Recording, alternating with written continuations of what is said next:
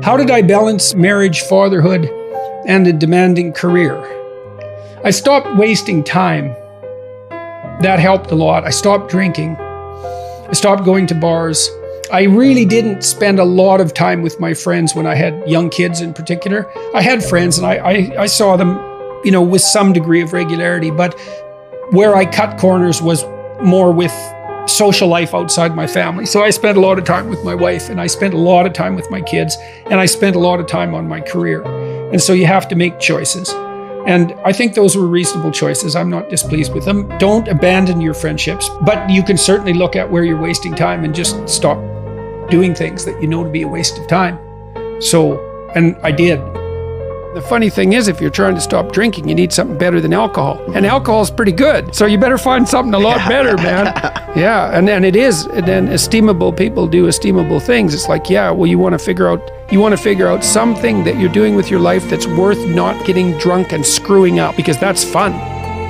I concentrated on my marriage and making time for it. I concentrated on spending time with my kids consciously. And I concentrated on developing my career. Those were the three elements of my life. And I had some time left over for creative pursuits and for friends, but most of it was a matter of getting rid of time wastes of any sort, and I just pushed that out of my life, day after day until I wasn't wasting any time or virtually no time. And, I've asked my undergraduates frequently how much time they waste per day, and general estimates are like 6 to 8 hours of time they regard themselves as wasting. Like, that's a whole career right there, right? So if you just stop wasting time, you can do a tremendous amount, especially if you also try to maximize efficiency. And I always found that incredibly motivating. A motivating game. How much can I do in the least amount of time possible? That's fun to try to do that, as far as I'm concerned. Because if you're starting to put your life together and you have friends that object, those are not friends. Those are just people you know. They're not friends, because a friend is someone, this is one of the hallmarks of a friend. Here's 2 hallmarks. Mm-hmm. A friend is someone you can tell bad news to, and they won't tell you why you're an idiot, and they won't interfere with your suffering. They'll just listen, and maybe they'll suffer along with you. Okay, so you can tell bad news to them, and they won't tell you some worse thing that happened to them. They'll listen, and they'll suffer along with you. But a friend is also someone you can tell good news to. And the friend will say, wow, in this vale of tears, something good happened to you. Great, man. Congrats. I'm wonderful. It's rare. It's unlikely. Good for you. I hope 10 more things like that happen. And they're not envious, and they're not jealous, and they're not one-upping you. And if you're trying to get your life together, if you're trying to get your life together and your friends get in the way, that's actually real useful for you, because you've now identified who your friends aren't. And you might think, well, I can't give them up. It's like, oh, yes, you can. And not only can you should, and it would be better for them. Because if they're aiming down and they want you going down with them, there's nothing good about what's happening to them, and there's certainly nothing good about that for you. You might say, well, why do people drink too much? It's like, if you like alcohol, that's a stupid question. Yeah. Right? It's like, why do people drink too much? Well, because it's great. Yeah. It's like, okay, so why stop? Well, you do stupid things when you're drunk.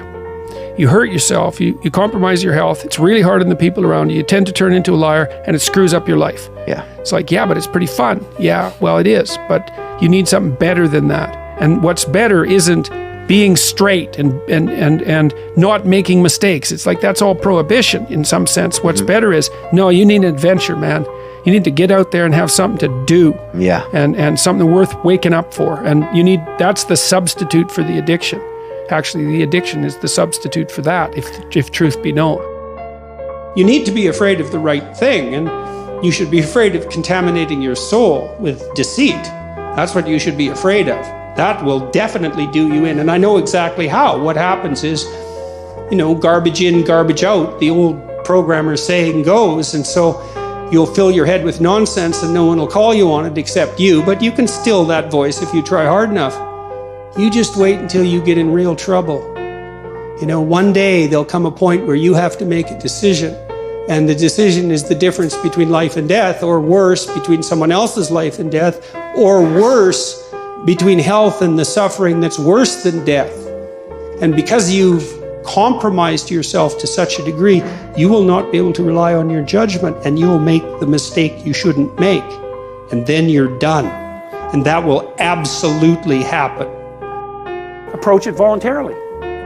Carefully, but voluntarily. Don't freeze and run away. Explore. Instead, you expose yourself to risk, but you gain knowledge. And you wouldn't have a cortex that, is ridiculously disproportionate if, as a species, we hadn't decided that exploration trumps escape or freezing. It's like we explore.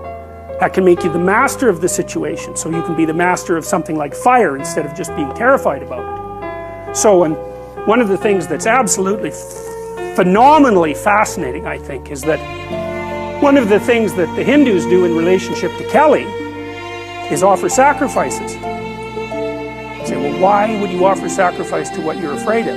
Well, it's because that is what you do. That's always what you do, is you offer up sacrifices to the unknown in the hope that good thing will happen to you. So in a sense, you're faced with something terrible. The uncertain future. That faces all of you, right? Something you're afraid of, no doubt. How many of you are worried about your future? Yeah, why? You're all young, you're smart, you're relatively good looking. It's like, what the hell are you worried for? What are you worried about? You have innumerable quasi-autonomous subsystems that make you up, that will generate stories impulsively, and you'll just act them out.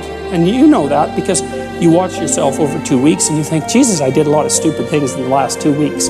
And you think, why? And it's because you're a collection of somewhat random quasi-autonomous personality units, and lacking a leader, they're just going to fire off whenever they want.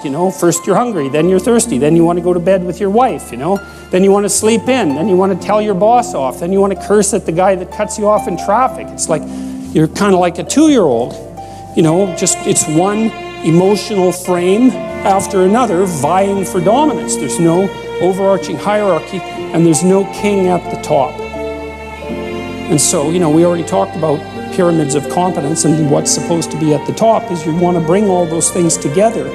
We understand this neurologically. I'll show you some of that in a little bit. We understand this neurologically, how this maps in some sense right onto the neural structure of your being. You want to put something in control, and the thing that you should put in control is the bloody thing that pays attention and learns, right? Everything else in the hierarchy should be subordinate to the thing that pays attention and learns. What advice do you have for a young man in his 20s? Make a plan. Look at what you're interested in. Get disciplined about something. Allow for the possibility that you have something important to contribute to the world, and that the world would be a lesser place without that contribution.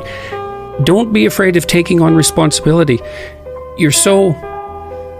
It's where you find what sustains you in your life. You can take on too much responsibility. You have to be cautious in that regard, but that's a less common problem than not taking on enough.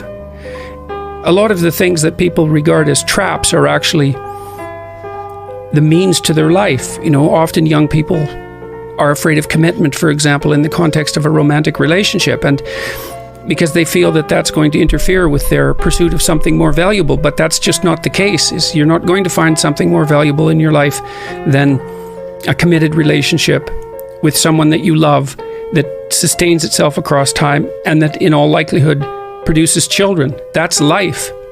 And there may be people for whom avoiding that is the better route, but those people are very rare, and you need a real reason to assume that you're one of those people. And hopefully for you, you're not. I've had a very good career, a very meaningful career in multiple dimensions, and it's still been the case for me that the most important part of my life has been my intimate relationship with my wife and my family. So don't be afraid of that, or be afraid of it, but don't let that stop you from pursuing it.